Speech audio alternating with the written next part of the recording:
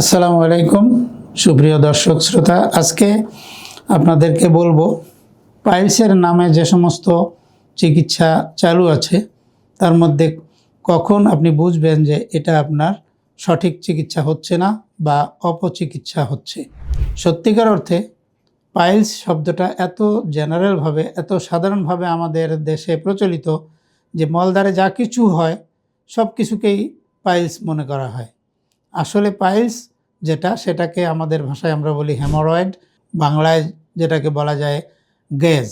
এই জিনিসটা অনেকেই বুঝে না এবং অনেকেই এটা ভালো মতো না বুঝে সবচেয়ে কমন যে রোগ হয় মলদ্বারে অ্যানাল ফিসার, যেখানে রক্ত যায়, পাইলসেও রক্ত যায়, অ্যানাল ফিসারেও রক্ত যায়। সেজন্য সাধারণ যে সমস্ত চিকিৎসক, এরা চিকিৎসক নয় বরং হাতুড়ে চিকিৎসক যারা বা অনেক অনভিজ্ঞ ডিগ্রিধারী ডাক্তাররাও দেখা যায় যে এখানে ইঞ্জেকশন দিয়ে চিকিৎসা করছে।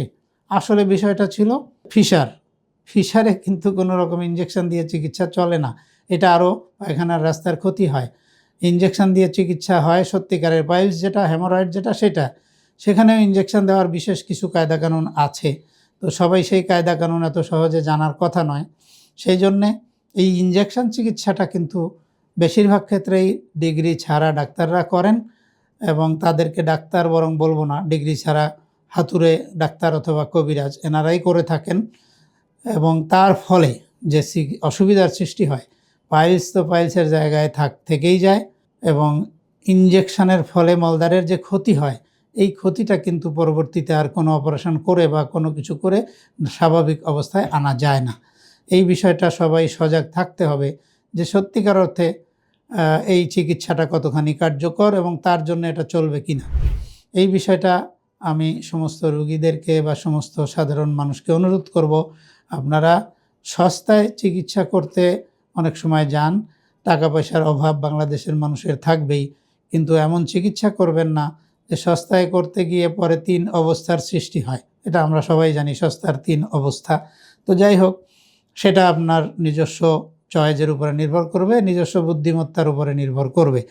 এই পাইলসের ভুল চিকিৎসা করে আমি দেখেছি, যখন ঢাকা মেডিকেলে আমি ছিলাম, আমার সামনেই একটা রুগীকে রক্তপাত হইতে হইতে মরে যেতে দেখেছি।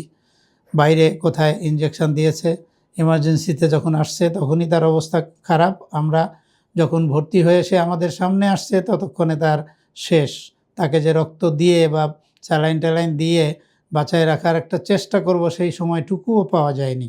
ইমার্জেন্সি অবস্থায় এরকমও হয়ে যায়। যাই হোক, অপচিকিৎসা থেকে নিজেরা বেঁচে থাকুন, সুস্থ সুন্দর জীবন যাপন করুন, সঠিক চিকিৎসা সঠিক জায়গায় করুন, আল্লাহ আপনাদের সহায় হন।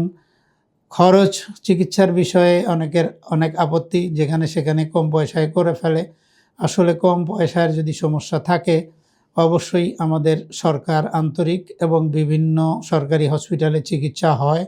কিছু অসুবিধার সৃষ্টি হয় সরকারি হাসপাতালে, সেখানে চিকিৎসার কিছু সরঞ্জামাদি এবং অন্যান্যর যে পরিমাণ, তার থেকে রোগীর পরিমাণ অনেক অনেক গুণ বেশি।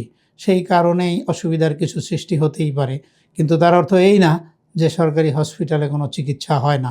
এটা সম্পূর্ণ একটা ভুল ধারণা। সরকারি হসপিটালে লক্ষ লক্ষ রোগীর চিকিৎসা হয়। আপনার পয়সার সমস্যা থাকলে প্রাইভেটে যাওয়ার আপনার প্রয়োজন দেখি না। সরকারি হসপিটালেই একটু ধৈর্য ধরে অপেক্ষা করলে অসংখ্য লক্ষ লক্ষ রোগীর চিকিৎসা সরকারি হসপিটালে হয় এবং প্রকৃতপক্ষে বেসরকারি যত চিকিৎসা হয় তার থেকে অনেক অনেক গুণ বেশি সরকারি সিস্টেমে চিকিৎসা প্রতিনিয়তই হচ্ছে। আল্লাহ আমাদেরকে বোঝার তৌফিক দান করেন। খোদা হাফেজ। আসসালামু আলাইকুম।